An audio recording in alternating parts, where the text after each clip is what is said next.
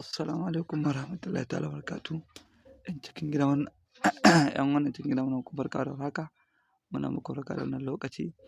Alkhairin da yake cikin wannan rana Allah ya sada mu da shi, sharri kuma Allah ya kare mu alfarmar shugaba Sayyidina Muhammadu Rasulullahi sallallahu alaihi wasallam. Ɗan uwa wannan sirri ne na kasuwanci. Ina ‘yan kasuwa ga azumi na doso mu da yardar Ubangiji mutum ya daure wannan sirri mai albarka. Wannan sirri na kasuwanci ne yadda ba kwa tunani, na yankan shakku in Allah so ya yarda. Wannan sirri ana yin sa ne za a yi rubuta a farar takarda ƙafa uku. Za a yi layarsa ne. In aka yi layarsa za a je a rarraba a gidan tururuwa za a binne. Amma ya zamanto gidan tururuwar babba ne gidan tururuwar.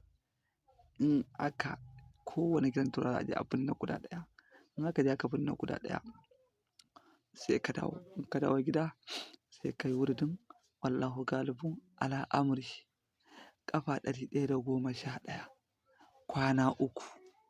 Wannan sirri ka yi shi sirri ne mujarrabin wanda duk wani ɗan kasuwa in ya yi shi wallahi sai ya ga buɗi a wannan abun yi in Allah so ya yarda.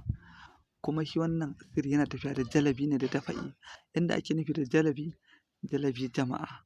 Dafa'i kuma duk mutumin da ya iyo ma wani abu ko dan ya ga kana ci gaba a kasuwancinka da yardar Ubangiji in sha Allahu abun ba zai same ka ba. Kowane irin abu ya jefe ka da shi in sha Allahu abun ba zai same ka ba, zai tasiri a kanka ba in Allah so ya yarda.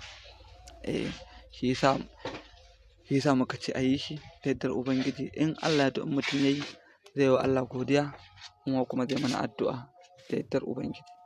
Allah ya taimake mu, Allah ya sa mu dace wannan Ramadan da za mu shiga. Allah ya kowa ya haɗa shi da alkhairin da yake nufi a cikin zuciyarsa kuma kowa ya biya mar buƙatarsa alfarman Annabi da Alqur'ani. Allah ya taimake mu, Allah ya sa mu dace, Allah ya mana jagoranci, Allah ka yarda da mu, Allah ka lamunce mana, Allah ka fidda mu kunyar duk wanda suka mu buƙatarsa na alkhairi alfarman Sayyidina Muhammadu Rasulullah sallallahu alaihi wasallam. اللهم أخرجنا من ظلمات الوهم وأكرمنا بنور العلم اللهم أفتنا وفضلك ويسر علينا كذا رحمتك رب زدني علما وأكرما وفهما على قراءة كتابك الكريم وكلامك رب العرش العظيم.